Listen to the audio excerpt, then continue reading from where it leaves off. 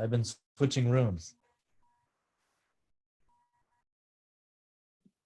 I see you got the color coordination going on.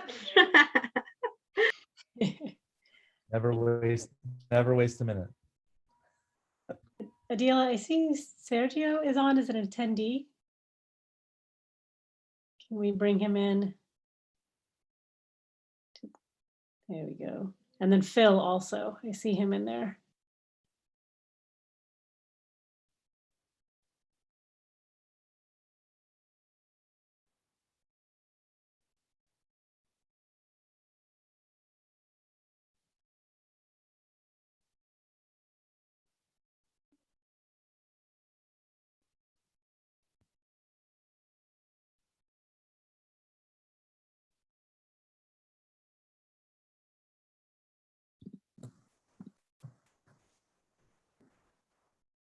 All right. I think, are we waiting on Biz? Oh, there she is.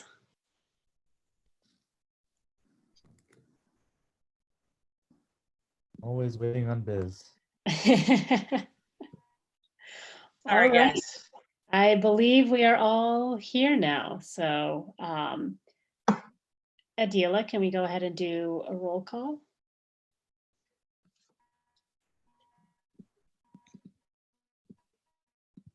You're on mute. You're muted. Okay, so we'll start the meeting at 7:23 p.m. Mendoza, Here. Kim, Here. Tanya Booty, Here. Hernandez, Here.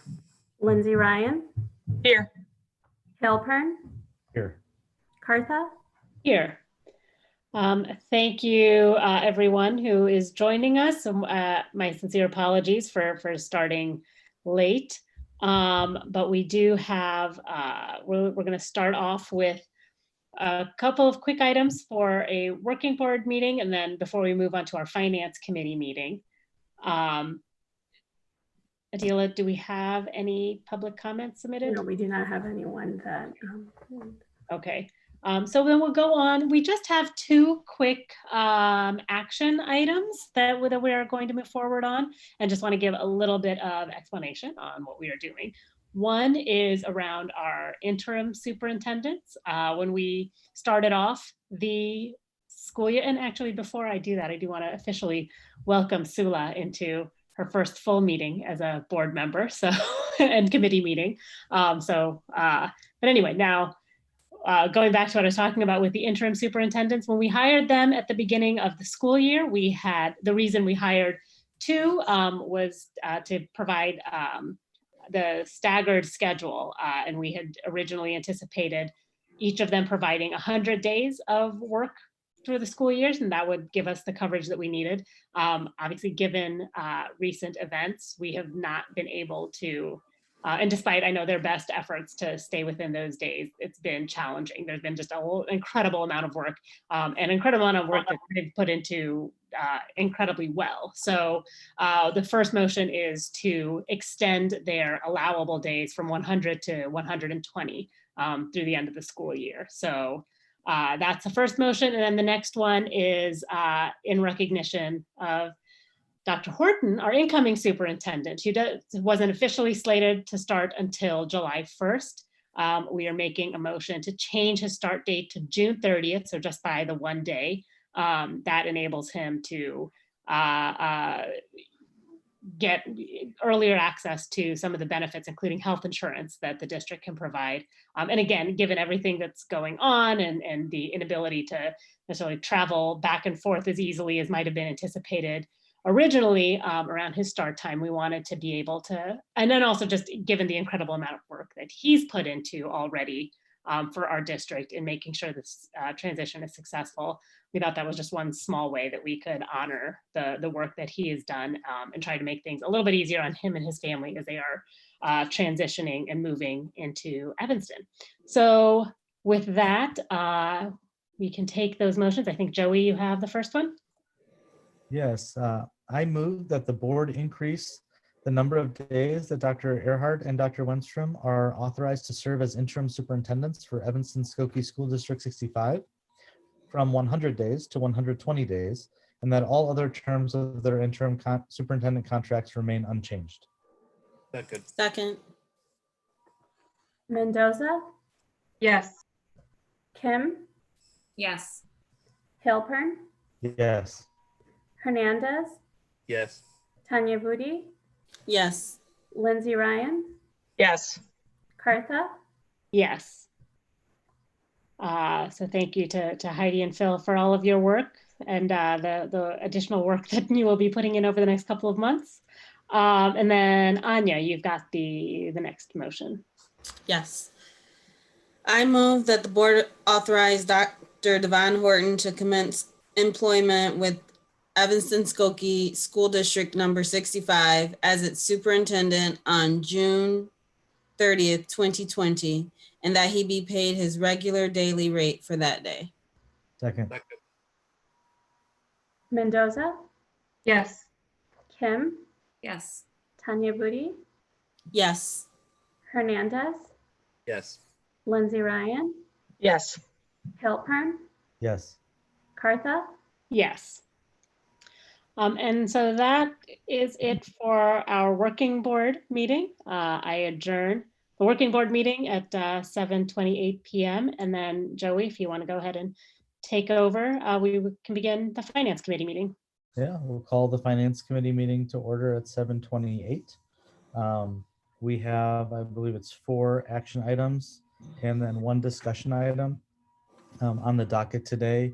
The action items are all contractual, well, 3 contracts and 1 bond. So we'll start off with minutes. So Finance Committee recommends that the minutes of the March 9th meeting be approved as presented. Second.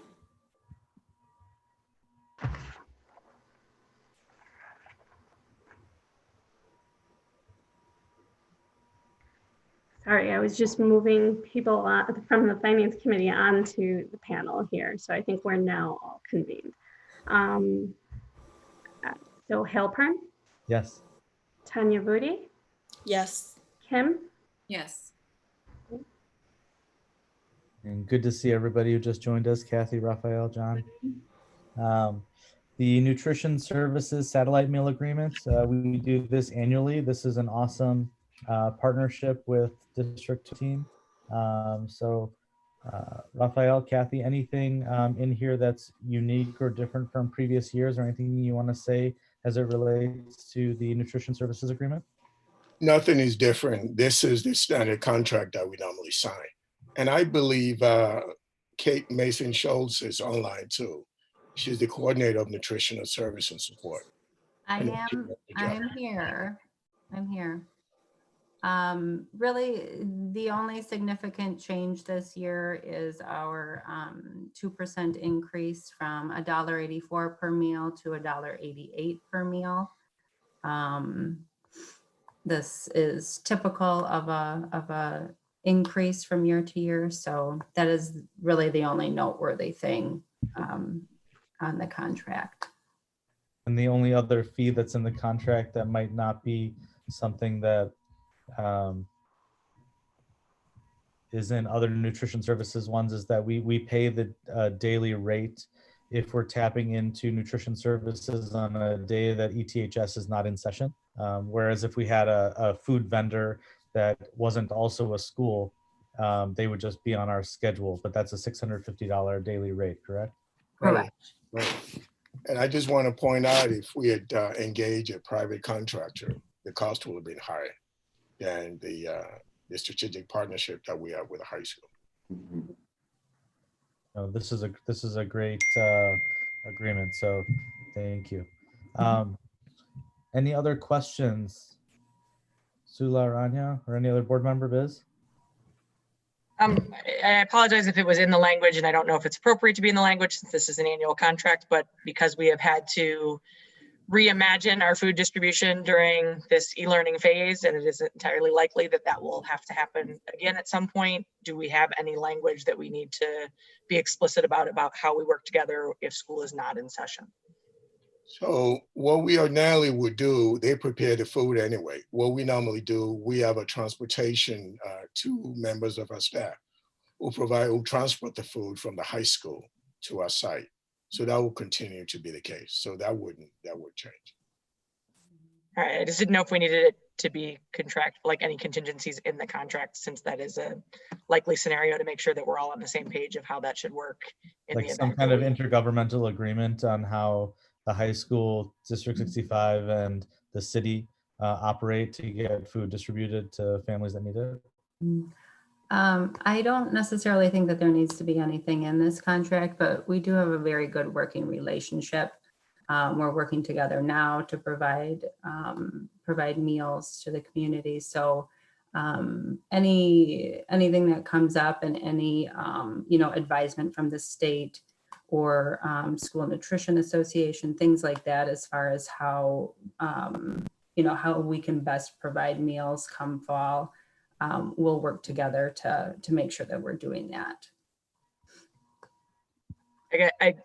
I'm going to push, as a consultant who has learned the hard way many times to have things in writing. There's no suggestion that the working relationships are a problem currently, but I think it's something we want to consider having explicit language for all of us to agree on, because I think this is a scenario that we will revisit. And if the players that are currently involved transition out of their roles, making sure that we have explicit commitment between the organizations to make sure that vulnerable folks are fed is something I'd like us to think about. Sure, I would agree with that. I think we can, I can talk to the high school and see if there's something that makes sense for us to put in place at this point. I guess it's completely possible that we rely on both the high school and the city to get food to our families right now, and it would be possible for the city to say, you know what, we can't do this anymore, and do we have a contingency plan for what kind of lead time they have to give us if that were to be the case, and then what the operation looks like if we have to take it on. Is that kind of where you're going, Biz? Yeah, and I would assume that we would never need any of these things in writing, and we all work on good faith and everybody has the same goals. But if we followed that, we wouldn't have any contracts in anything. So I think having some kind of written commitment that everybody collaborates to make sure that they're on the same page with the language, so that if we continue to have a shortfall in the city budget, and then the city budget has to make adjustment, all of us are going to be facing financial constraints, and I just want to make sure that food for vulnerable families doesn't end up on the table for any one of us as a possible thing to restrict. I just want to point out that the relationship that we have with the city, with the high school now, the city has no hand in preparing the food. All the city is doing is they're paying for the high school to prepare the food. So if for whatever reason the city decides to fall out and not distribute the food, actually not host the food sites anymore, we can easily host them in our buildings without having to do anything differently. We just need for the city to notify us that it will no longer host them at the fall food distribution site, and we can continue to host them on our sites and make sure that the families and kids are fed. So I have noticed that on the District 65 parents Facebook page, that parents have said that sometimes that food has run out. And I just don't know if there's a backup plan for when that happens, because I mean, we're talking about vulnerable families and how important that is. And, I don't want to see any of our families miss meals. So I don't know if that's been addressed. I haven't seen it as much lately, but I mean, I have seen that in the last few weeks a couple times. Go ahead.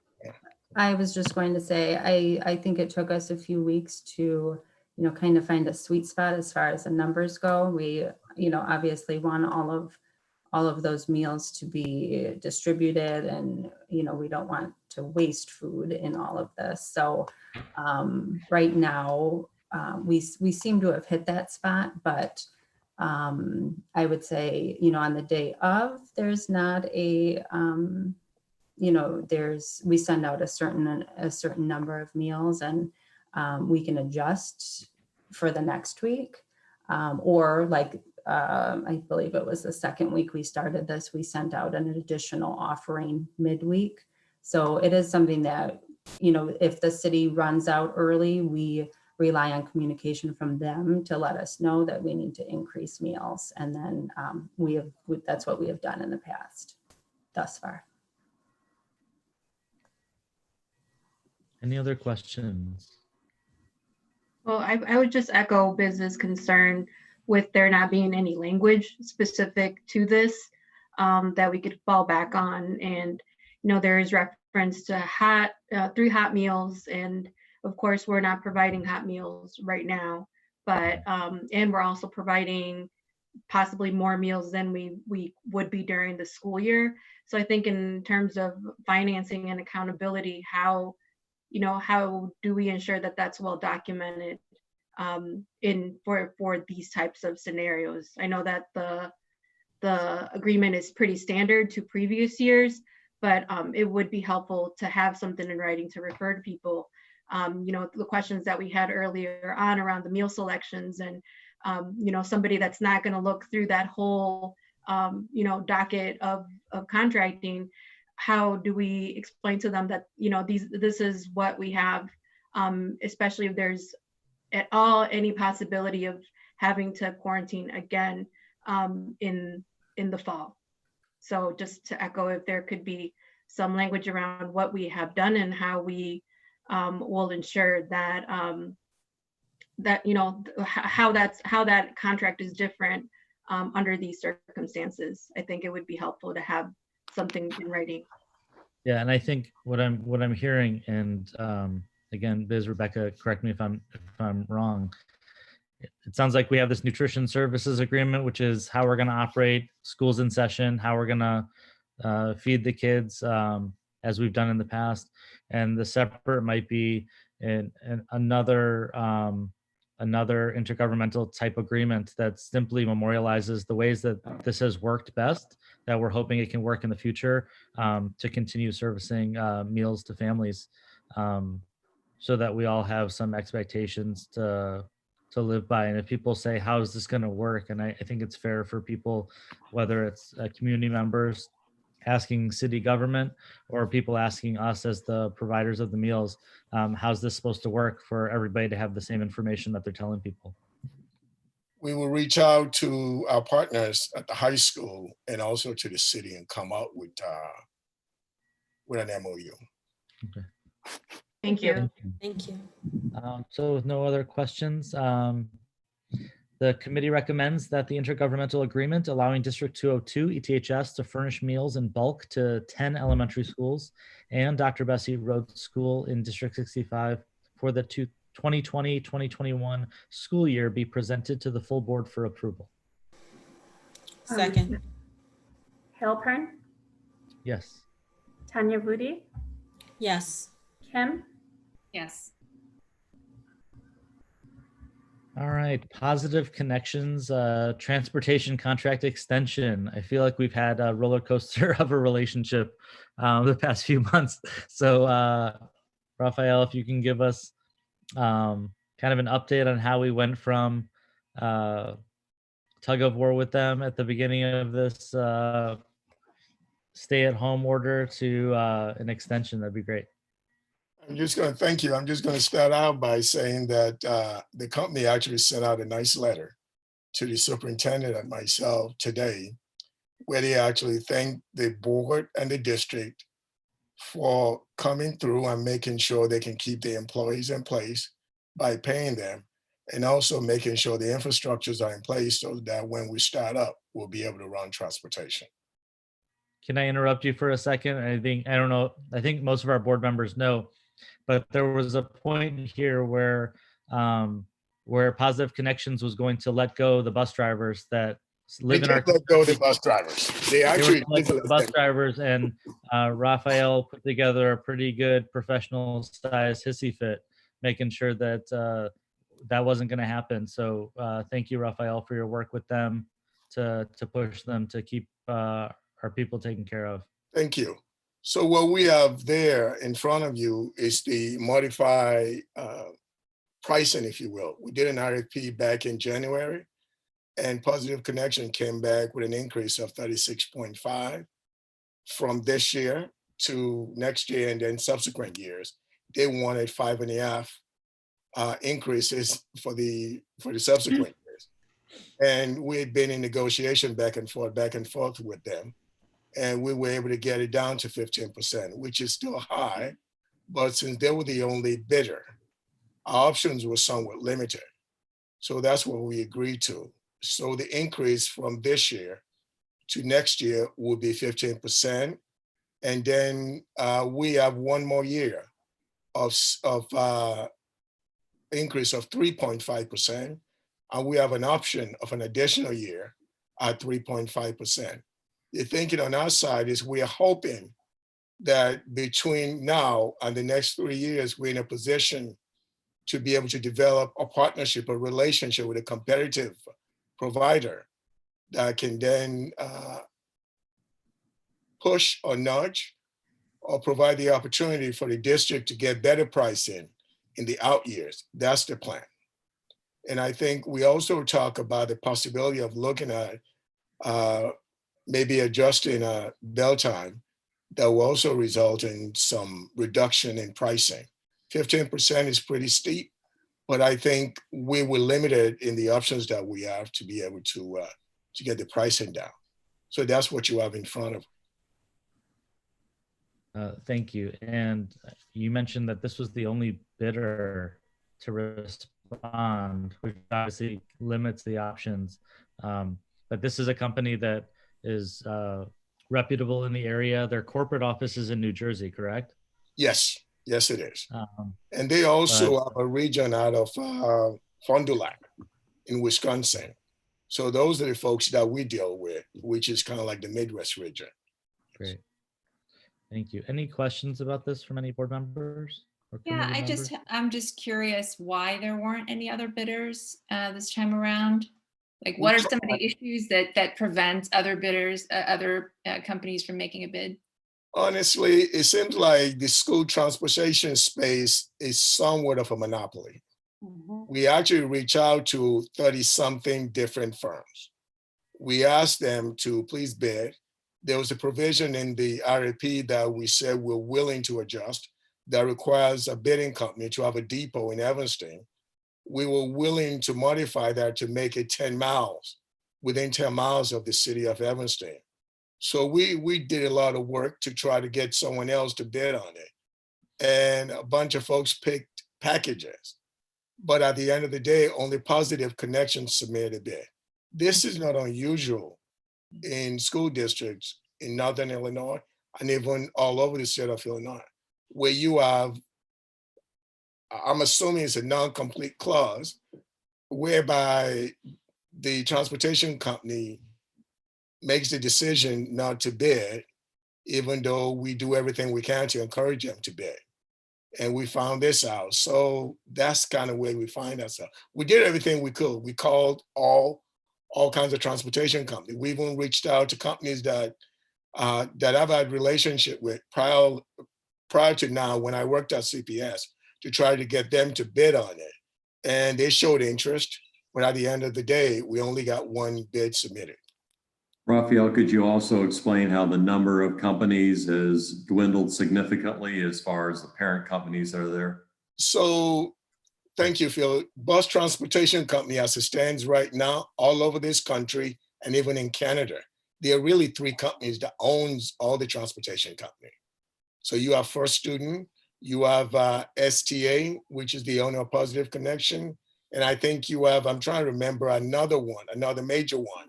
And then you have a small mom and pop operation, such as Compass Transportation. They do some work for us on the Head Start grant. And they also do some work, but Compass doesn't have the ability to be able to pick up the level of service that we need for our general transportation. We talk to them, we encourage the owners of Compass to try to get them to be in there. They showed up for the bid distribution.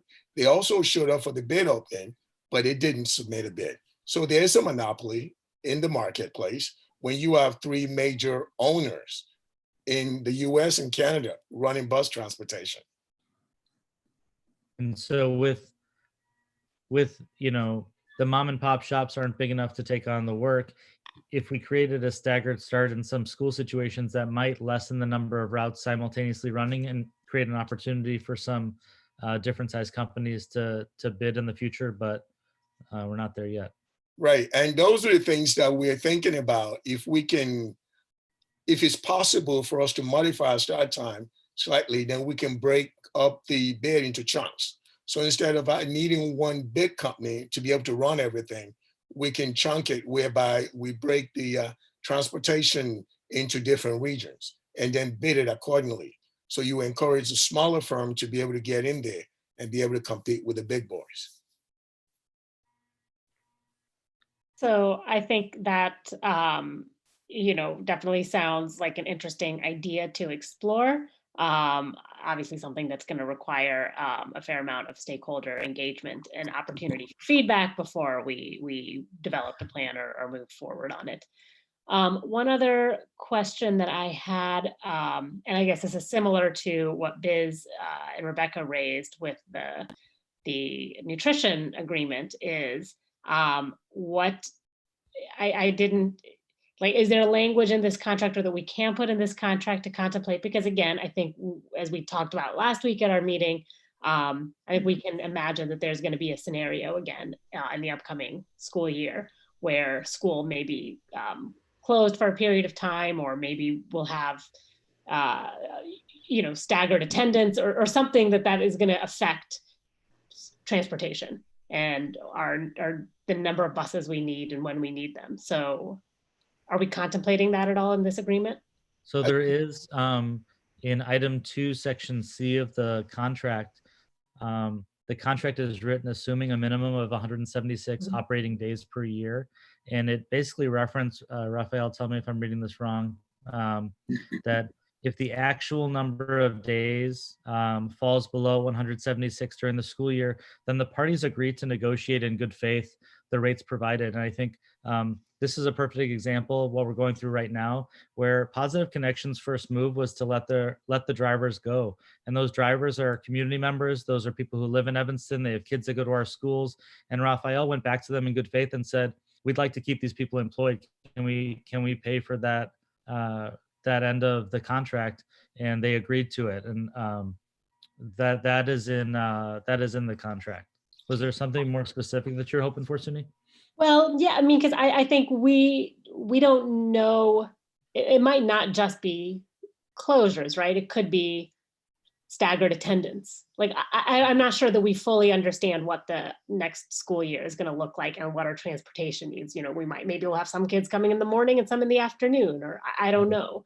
And I would imagine that is going to affect bus routes and when we need buses and all of that sort of thing. So, I appreciate that language, and I think that's, but is there anything that we can be a little bit more proactive, knowing that next school year it's highly unlikely that it's going to look like a typical year? I think I think that's a wonderful idea. We can always put an amendment or an addendum to the existing contract that speaks to the fact that we have this pandemic here. And if there has to be a change in the school scheduling, we can amend the contract to reflect that. And on the back end, then we can work out what the terms of that will look like. So we can actually put it in before the board approves it at the next board meeting. So by all means, it's worth doing. Okay. I mean, I think that seems like it would be prudent to do that. Yeah, it's a great John idea. has a comment, Probably. and then after John, I have a comment as well. Thank you. I had 2 questions. First, when we talk about that we reached out to Positive Connections, so the portion that we paid, was that like a discounted rate, pretty much just covering the salary of the bus drivers? What did that look like? That was what the complex negotiation was. Mhm. Initially, Positive wanted the same amount of money. They've always invoiced us all along. And from our point of view, we thought that would be an unjust enrichment because they weren't earning the profit that they ordinarily would earn during the regular year. They weren't buying gas. So what we proposed that Positive eventually agreed to is to do a reimbursement of actual expenditure that is directly tied to our contract. For example, we'll pay a base amount for bus drivers for their regular transportation. We also will pay for the insurance on the buses that are servicing us. We also pay for depreciation. We'll pay for the managers who are actually related to supervising the drivers. We'll pay for related costs that are tied to dispatch. So the payment that we made is actually reimbursement as opposed to a base amount. So if they don't make those expenses, we don't pay it. That's what was written out in the contract. And from what I heard you saying earlier, that was important because otherwise this infrastructure that we have wouldn't be in place at the start of the next school year. And if the school year were to start, which who knows what's going to happen next year, as we've said, we wouldn't be prepared to be able to bus those students to where they need to be. I think you are more likely than not.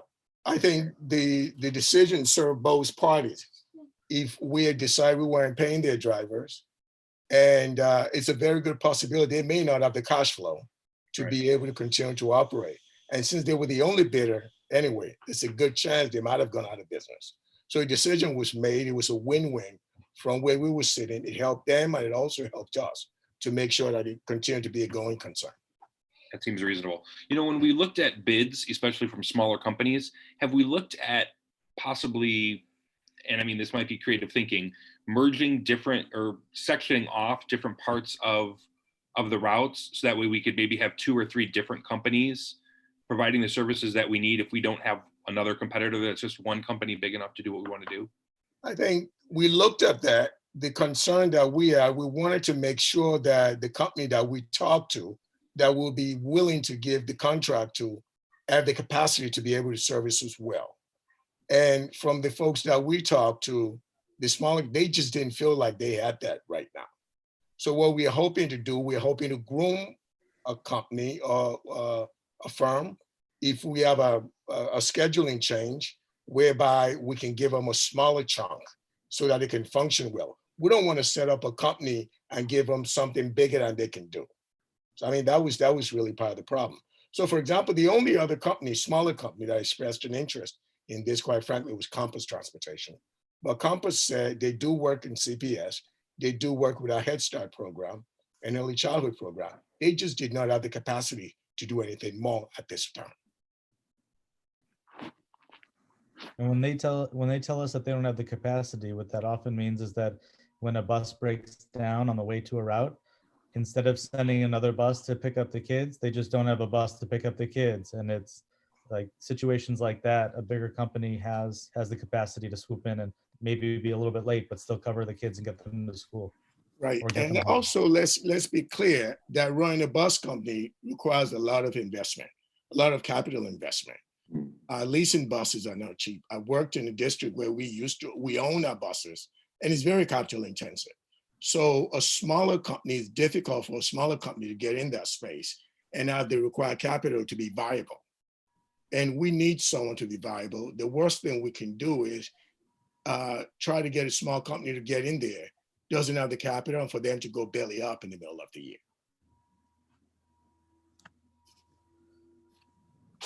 Thank you, Raphael, so much for all your work. I think on behalf of the school bus drivers, I did want to just express a little bit of disappointment with our contractor in the treatment of their employees during this. I think if you hadn't done the work that you did and the negotiation that you did, it almost seems like they didn't really care what happened to their drivers. And so my comment is just in regards to as a vendor, holding those vendors accountable for the type of standards and treatment of individuals that we hold our district accountable for. So the values that we hold, that we do business with individuals that hold those same values in treating people. So that was, one comment that I hope that you will share with Positive Connections. And then the second one is that at one point we discussed training for bus drivers. So in terms of the work that we're doing in our school district, our bus drivers are very essential to they're the first person our students see in the morning and the last person that they might see at the end of their day. So there was talk at one of our meetings about asking them to invest in their staff, their professional development of their staff, and merging the values that we have as a district with what I would hope would transfer over to some of the values that they would expect and uphold. So those were my two comments with regards to the contract. I don't know if there's anything that could be included in there. There's an increase. My hope is that the bus drivers will see some of that increase, but also that they will see this as an opportunity to really develop their bus drivers and treat them for the essential part of our staff, even though they're not directly our staff. They really do play a very important part in the experience that our students have. Thank you for the nudge. I want to say that I agree with what you're saying. We will go back to positive, and we'll make sure before they come back, they have more training with their staff. We've been asking them to do more training, and they've confirmed that they're doing those training. The other part of the issue that you raised about increase in wages, that actually accounts for a big chunk of the increase that they passed on to us. Before this year, before late last year, when we started really going at them, they were one of the lowest paid bus company in the area. They were paying, I believe, $15 an hour. They are now paying $17 an hour. And the goal is for them to get up to $18 an hour so that they can attract more drivers and more drivers that we want. Because the fact is there's a shortage of drivers, and not everyone could drive buses. You have to have a certain kind of temperament, a certain kind of personality to be able to drive buses. So that was one of the reasons why, as much as the rate went up, we were somewhat fine with that, because we knew the rates that bus drivers were being paid was high, is rising, commensurate to what their competitors are paying in the landscape. Thank you. Thank you. Other questions? All right, thank you for an always riveting Positive Connections contract discussion. The Finance Committee recommends that the extension contract amendment number 2 with Positive Connections for in-district student transportation services for fiscal years 21 through fiscal year 23 be presented to the full board for approval.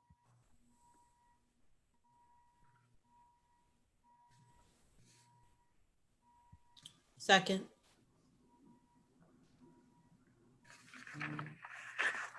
You're muted, Adila. Halpern, Yes. Tanya Rudy, Yes. Kim, Yes. And our last action item, the treasurer's bond renewal. Anything we should know about this? This is a compliance requirement by the state Illinois school code. And what it is essentially in its basic form is to protect the district in the case of malfeasance by the treasurer. It will reimburse the district for any money lost, stolen, or that's missing from the district purse. So what it is the treasurer's bond will reimburse the district less deductible for any missing money. Thank you. Any questions about this? If not, then the Finance Committee recommends that the continuation of the treasurer's bond with a limit of $19,710,974 and an estimated annual premium of $15,769 be presented to the full board for approval. Halpern, Yes. Tanya Rudy, Kim, Yes. And our loan discussion item for today is the impact of COVID-19 on the fiscal year 20 budget and fiscal year 21 budget update. We've got a memo and some slides that you've shared with us, Kathy and Raphael. If I can just set the conversation up. Thank you, Joey. I think as we all aware, the COVID-19 pandemic has done a number to our finances, to our economy as a country, And we know there's going to be significant impact to our revenue as well as the expenditure of the district. What we wanted to do is we will bring additional information to the board at the June board meeting. And we just wanted to take a quick temperature, if you will, of where we are and what the impact of the virus will be to district's finances.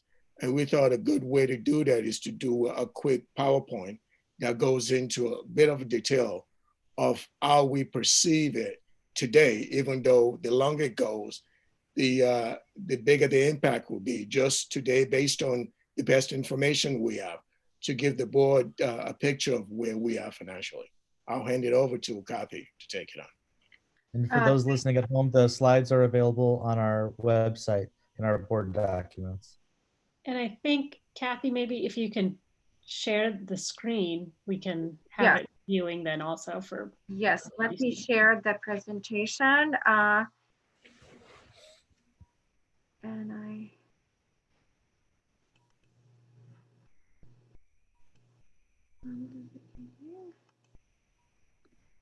can you see the presentation? Yes. Oh, great. So it's a brief presentation, as Raphael mentioned, 8 slides, but we want to highlight the most important things with the COVID-19 pandemic, how it's affecting the current budget and next year's budget. And also we want to talk about next steps.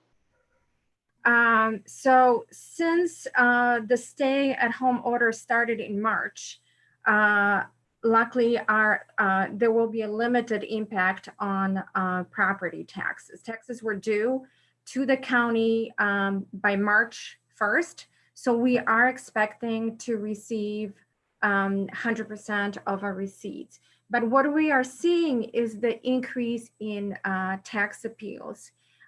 Normally, we are notified by the county if we get appeal on anything above 100,000 in value. And during a regular year, we get 5, 10 of those. And I know we are already getting at least 40, 50 this year. So as people lose their jobs, they are and struggling to make payments. And we're going to see it more and more of this next year.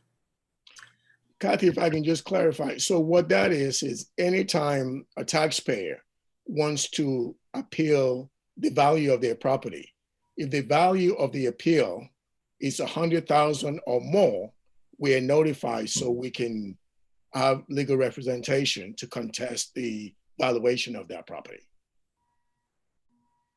Thank you.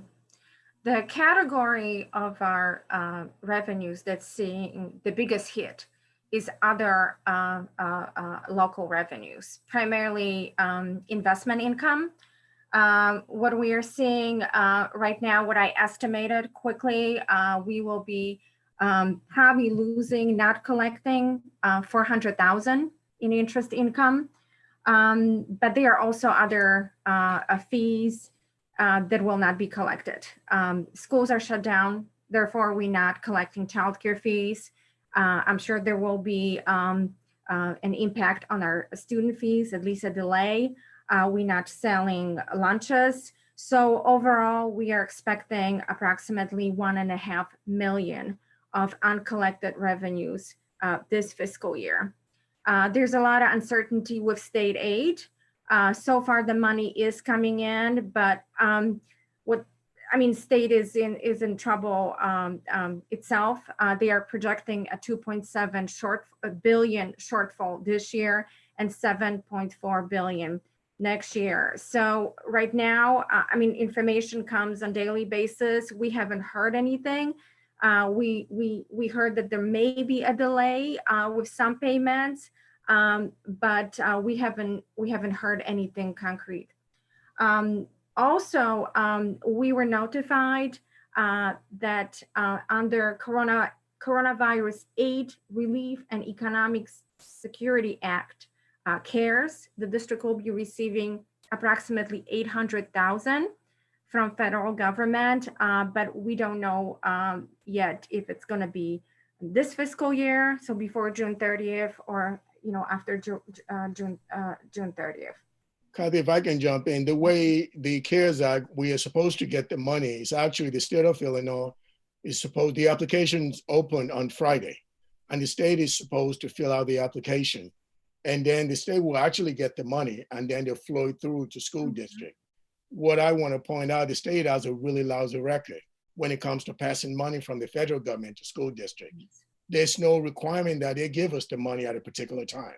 And since the state is in financial trouble, there's a good possibility that the state will probably sit on that money and pay us when they feel like it, when they can afford it. You're absolutely right, Raphael. And we saw actually the same thing in 2009 and 2010 with our money. They were releasing money very slowly to us. So we may experience the same thing. So overall, we are projecting $1.5 million shortfall in this fiscal year, FY20. On the expenditure side, there are additional expenditures due to remote learning, hotspots for internet, security network upgrades. Payroll expenditures continue as normal, but we will see some savings in non-personnel expenditures, primarily from utilities, unspent supplies, and purchase services. So overall, we are projecting the expenditures to be under budget, which again, we don't know the full picture yet, but some of these savings in expenditure should cover the shortfall in our revenues. I included this slide, which is a picture of our latest, official latest projections, financial projections from February. And even though they're only 3 months old, I mean, they were presented on February 3rd. I mean, it seems like eternity. And a lot has changed since February. And back then we were projecting balanced budgets through FY23. That's the third line. Of course, it's no longer a case. We're not going to have a balanced budget next year. And we, even at our last meeting in March, we talked about recession. Well, now we know that recession is absolutely certain, especially with historic unemployment numbers and with pandemic still unfolding. It's very hard to estimate the impact of the pandemic, but I mean, we're certain the recession is coming. There are a lot of different forecasts out there, and I'm sure you've seen them all. There are some project very, very, very short recession and quick recovery, but there is a lot more. There's a lot more voices actually saying that it's going to be probably a longer recession and very, very slow recovery. Especially with the second wave of pandemic coming possibly in the fall. So in any case, whether it's a short recovery or long recovery, we're gonna lose revenues next year. And if I can just, Kathy, if I can just explain, so just so we know, 80% of our revenue comes from property taxes. And that's where it becomes tricky when people are not working. When folks are not working, it's hard for them to make their mortgage payment. And if they don't make mortgage payment, it's hard for them to pay their property taxes. And another big component of the property tax collection is that we have a pretty decent base of commercial property in Evanston. We have hotels, we have residential apartment, we have office buildings here. And in the last 2 months at least, none of those vendors, hotels have little or no occupancy. And a lot of businesses are not receiving rent payment from their commercial buildings are not receiving rent payment from their tenant. Neither are apartment buildings receiving a rent. from their residents. And so what is happening is the assessor is actually talking about going back and reassessing a lot of the property in Evanston. Now, if that happened, the value of our EAV will go down. And so we've always had a pretty good collection rate in our property taxes. It's always been about 99% collection rate. But if you have an economy where folks are not working, where businesses are not in a position to pay their property taxes, then what we are projecting right now, which the number may get uglier, is that we're looking at a collection rate from 99% to at least 96%. And the longer this goes on, the lower we believe the collection rate is. But we are in uncharted territory. I just wanted to point that out. What we are trying to do, we're trying to use the best available information right now to make a projection. But I will say the longer this goes on, the nastier it's going to be for our revenue base. And currently we worry specifically about the commercial base. We know that approximately 50% of individuals are on escrows. So that should be covered. But as Raphael pointed out, hotels were vacant, businesses are closed, they're not paying rent, they're not paying, so the landlords cannot make these other payments. And so that's going to be reflected in the adjusted collection rate, which we are projecting to be 96%, but it will be changed if we get additional information. And again, it's a trickle effect. CPPRT, which is a corporate property personal replacement tax, it's a tax that businesses pay to the state because they are not producing, they are not open, they not paying. So we taking it down, but at least 25%. Investment income, we taking down by 75%. So that's probably additional million that's not going to be there as we previously thought. There's a lot of uncertainty with state funding. As we said, they rely heavily on sales tax, on income tax, which is all now being delayed or gone. So we talking with our peers, we talking with financial institutions, and we are fine tuning our assumptions for the budget. As of right now, we are projecting 4.4 million in revenue less in comparison with the prior projections. So that is what we are estimating currently, but it may change. It may change when you see the draft tentative budget next month. So because we have to have, by law, we have to have a balanced budget, we working really hard to reduce expenditures so the budget is balanced next year. We gonna be implementing operating efficiencies, some of them that were mentioned last month. We will be implementing attrition for positions that are currently vacant, and positions that are non-classroom positions, which we can be absorbed by other departments, other people, except for the extreme cases. And also of course, hiring freeze. We are renegotiating contracts for services. We going basically through the budget and looking for items in our budget that can be renegotiated, possibly a phone, a contract, or a contract. We just renegotiated transportation contract. Unfortunately, it's a high increase. We will be substantially reducing consulting services and out of state professional development. We're going to be reducing expenditures without affecting teaching and learnings and delaying some expenditures.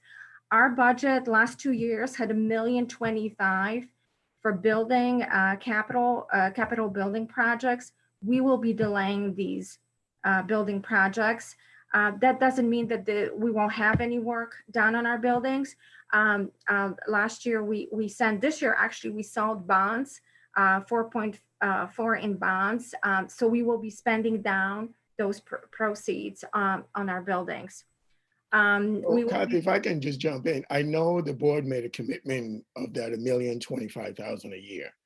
But I think with the situation that we're in and the fact that there's so many unknowns, there's a limit on the reduction that we can do. 80% of our expenditure is tied with salary. So there's a reduction in the flexibility we have with expenditures. So one of the areas that we have some flexibility, at least we think, is that $1,025,000.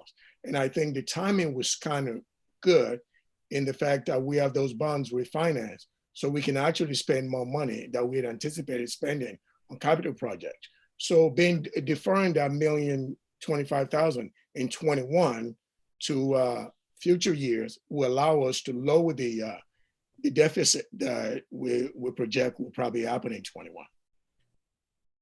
We also working with our IT director, Joe Caravello, to see which technology projects can be delayed. We're looking at software products and see what product potentially, if there is any duplication, can be reduced. We also planning to prepay some items in our budget, and this is deja vu from years, a few years back when we did prepay workers' compensation and commercial property liability insurance. We're going to be prepaying them again. Just those two items add to $700,000. And again, because we're going to have some of these expenditures unspent in the current budget, we can absorb these expenditures this year, freeing up room in next year's expenditures. So as a result, we FY21 budget should be balanced. We are confident with the information that we have today that we will be bringing to you a balanced budget unless something drastic happens, and of which we have no control. We're going to be looking at short and long-term solutions. Again, make sure we balance next year's budget, but also a project for what we were getting ready anyways to make sure that we have a long-term financial solvency as a district. We also will be bringing updated financial projections and updated referendum reserves. I just want to jump in, thanks, Kathy, and say we can't overstate the importance of that referendum that was passed in 2017. Without that referendum right now and the state of the economy, we'll actually be looking at short-term borrowing, especially with what we're hearing, that the second installment of the 2019 levy, which is due in August, may be delayed for 3 months. So if we didn't have that reserve that we've been husbanding, we will run into cash flow problem. So that reserve has been very helpful to cushion us, at least in the short term, to make sure we don't have to go out and borrow money at a high rate of interest. So these are next steps in the budget creation and adoption. We will be bringing a draft tentative budget to you on June 1st. Tentative budget will be presented to the Board Finance Committee and to the full board in August. And then we will have a public hearing on the tentative budget in September, and finally adoption of the budget in September. Questions? That's all we have.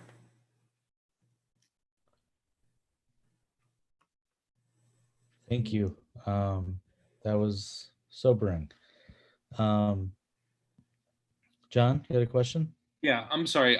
When you were talking about the additional expenditures for remote learning, I kind of missed that part. Could you kind of clarify that part for me again? Where are the additional expenditures for remote learning? Can I jump in, Kathy? So part of the things that we spend money on a bunch of hotspots. For our families who do not have internet connection at home, we project that cost to be $96,000 alone. What we also did is we reached agreement with some of our software providers like Seesaw and Zoom to provide us e-learning tools that will allow our students at home and our teachers to be able to provide instruction. Those are expenditures that we ordinarily would We've never had Zoom before. We're buying Zoom. And Seesaw, we had Seesaw before, but we are extending the capability of Seesaw so that we can provide more services to our family and our students at home. So those are some of those software and technology related expenses that are tied to e-learning. So I want to say, I think that the fact that you all were able to get Chromebooks out to so many families, that you were able to get these hotspots, I think that was an incredible job by so many people on so many different levels.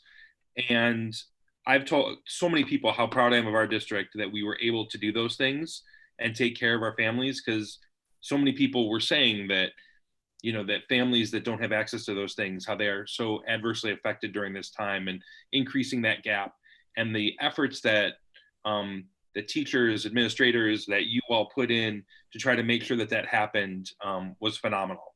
So, you know, being at the teacher center, you know, that Friday morning, trying to get copies together myself at 7 a.m., seeing all the people there working so hard, trying to get things out to people was very impressive. And so I want to give a shout out to all you all, to all those administrators and teachers that did so much in such a short period of time and continue to do things to make sure that we're serving the needs of those people. I think is really important. So thank you for that. John, thank you. I got to jump in and say the credit goes to, it's a team effort, to the folks at Curriculum and Instruction, to the technology group. A lot of people in the district office did a lot of work to make that happen. So I want them to get the credit. Thank you, John, for recognizing that. Well, I know that they were there the night before till like midnight, 1 o'clock, trying to get things together. I know myself, many other teachers were cramming, trying to put things together. And then, like I said, I was at JEH that morning, really early that Friday morning, trying to get packets and stuff together. And I saw so many people there working so hard. So that was incredible effort in such a short period of time. When we were talking about the hiring freeze for next year, so can we kind of expand on that? Like, what are we looking at for that? So I know that we were saying that we're going to try through attrition to try to freeze out some of those positions. I know that we were originally looking at maybe hiring some new positions. So can we just kind of talk about what that attrition freeze, you know, that hiring freeze looks like? Sure. So I think what Kathy stated is, as far as we know right now, there's no attempted freeze on instructional positions, because we recognize we're in the business of education, student achievement, raising student achievement. So in all the things that we've done over the years, we've tried to keep cuts away from the classroom. So what we're talking about as far as attrition and position freeze are non-instructional position. And we look at those and see which one of those positions can we do without significantly impacting the function of the district. Naturally, people move on in life sometimes. Some people retire, some people move out of state, some people decide to get a job somewhere else. So those are the positions that we're talking about, non-instructional position.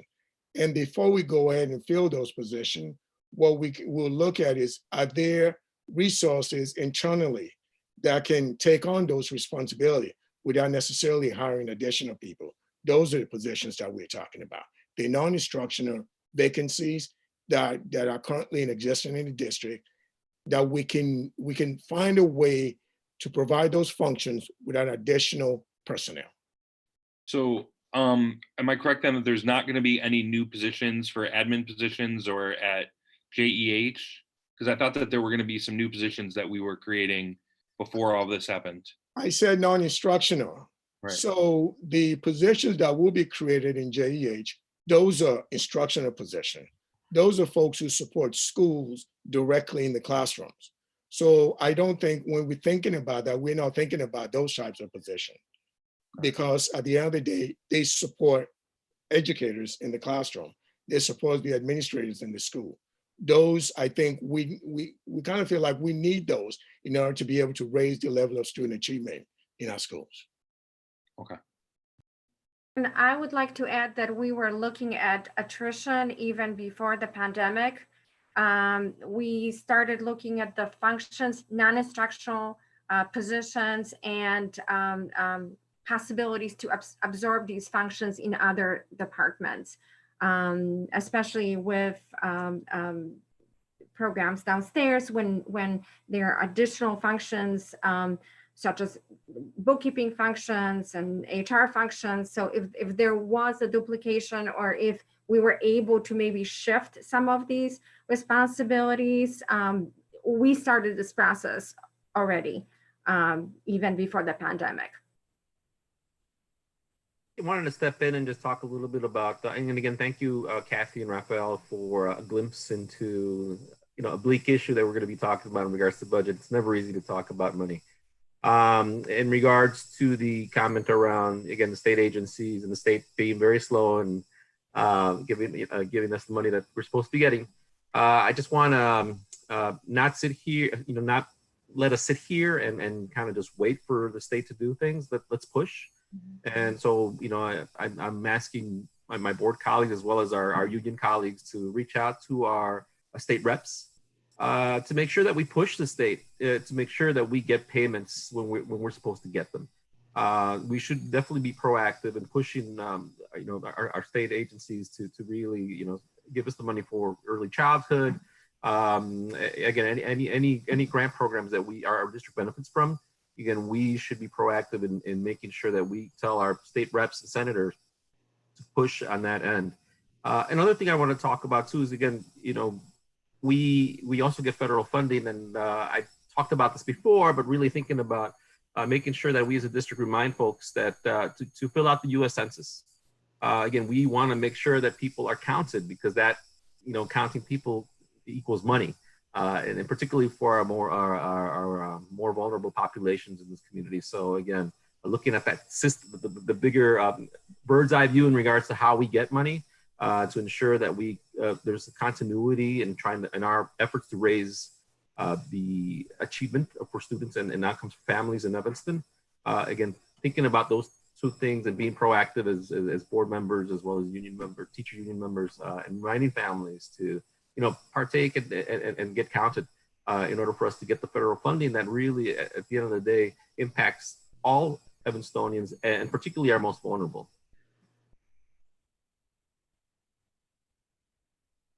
Suni? Yeah, so thank you, Sergio, for bringing that up. I think that's incredibly important reminder for people to fill out their census. I was on an EdRed call earlier this afternoon, and they also reiterated the importance of school districts reaching out to state reps to not just push for whatever federal monies we might be owed, but just in general to make sure that our state representatives are aware of any cash flow issues that we might have, or some of the specific challenges that financial challenges that we're facing, that there are working committees right now trying to figure all of this out. And so we have an opportunity to influence that conversation. I also wanted to just, on the point about any new admin positions, I know in the past, whenever there's been any restructuring or creating that, we've always given the guidance that it needs to, as much as possible, be cost neutral. And my understanding is that is also going to be the case this time around, that there might be some general restructuring in admin positions at JEH, and that to the extent that those are going to be cost neutral restructuring. And then the other thing I just wanted to clarify, when I was on the EdRed call this afternoon, and I may have been misunderstanding this in terms of the federal money through the CARES Act. It was sounding from the ISB representative who was on the conversation, and she was cutting out, so that's why I may not have fully understood her. It sounded like the $800,000 that you were talking about is not necessarily guaranteed to come to us, not just because there are delays in getting state funding, but that we actually have to apply to ISB to get that money and to qualify for it. Did I misunderstand something on that? The last guidance that we got from ISB said they will be doing the application, and then once they do the application, they'll be letting us know the process that we have to use to receive the money. That was the last guidance that we got from ISB. Okay. And that was supposed to take place last Friday, and we haven't heard anything else from them. I will say a lot of the conversation this afternoon from ISB and just in general through the whole EdRed meeting was a lot of, we don't know how that's going to work yet. So I think there is still at the state level quite a bit of uncertainty about how things are going to unfold. But that makes it all the more important for us, I think, to reach out to our state reps and let them know what we need. I really appreciate the conversation. I think for me, this is one of those times where I think that sometimes doing the right thing is the more expensive thing. And kind of putting the hotspots is a great example, but it's also an example of something where if people can get engaged in helping redefine the responsibility for healthcare and feeding our children and what internet access to be like for our community, for our society. These are things that staff have done an amazing job making sure that these needs are getting met. From the school district. And I'm not saying that we shouldn't be doing it. I'm saying that we shouldn't be doing it alone. And schools are supposed to be nonpartisan places. That doesn't mean they're supposed to be passive places. So people can advocate within the community in the ways that they can to their leadership and see if we can have a better discussion about how to share these burdens, because they're all our kids. And they all need to be fed and taken care of and have access to learning even when we're not in school. So thank you for doing the big lifts you guys are doing and for kind of foreshadowing for us the work you have ahead. It sounds like an immense burden, to reduce expenditures as a result of attrition means you've got to be monitoring enrollment in a different way and like all kinds of things. So thank you for keeping a keen eye on those things and talking about not putting money into our buildings for construction. Just sounds like it's going to be more expensive later, but we got to make choices now. So thank you for at least being candid with us about those things. Are there any other questions about kind of the financial outlook? I assume this is something on a monthly basis we'll probably revisit and get an update on as some of these unknowns and worries become actual numbers and situations. Are there any other questions from anybody? Can I just make one additional comment? Yeah. Before school closed and as we were preparing to just even talking about next year and how we were going to look at trying to reduce some expenditures to bring the structural deficit into a little bit more control. As a board, we had talked about, we wanted to make sure that there was proper time built in for stakeholder engagement as before we make, particularly drastic plans. I think even though I understand that this is a situation that is changing pretty rapidly and we don't have any idea what the full extent of the impact is going to be on our budget. I think as much as, in our monthly meetings, finance committee meetings, and just going forward, as much as we can build in some opportunities for some stakeholder engagement around what are some difficult choices we may need to be making in the future. I think we just make sure that we're keeping that in mind as we're continuing this discussion. Thank you. Thank you.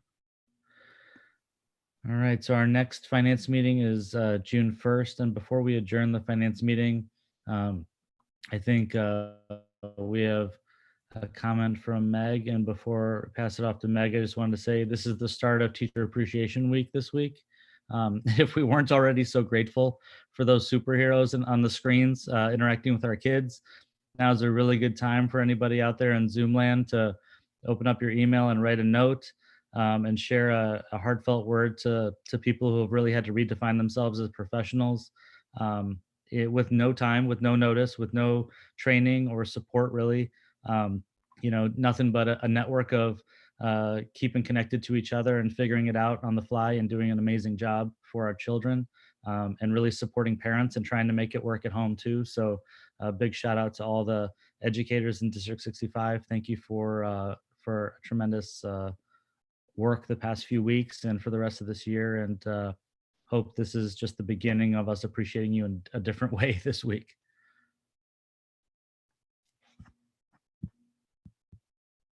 All right, so Meg, you got something to say before we adjourn? Yeah, thanks, Joey. I definitely just wanted to take a minute to recognize that today is the first day of Teacher Appreciation Week. We know we're in unusual times, but on behalf of the District 65 Educators Council, we wanted to express our extreme gratitude to our educators and staff who are working to support students and families. During the beginning of this crisis, our educators gave their all in new learning, creating a smooth transition for our students, and centering their social and emotional well-being. They continue to reach out to students and families with compassion and understanding while grappling with their own feelings and their own families at this time. As an esteemed colleague and mentor said it today, thank you for caring for each student, for teaching every student that they are valued, for teaching every student that they can learn and are respected for who they are and who they will become. We want to acknowledge their hard work and honor them. Thank you. Thank you. And with that, we will adjourn this finance meeting at 8:37 p.m.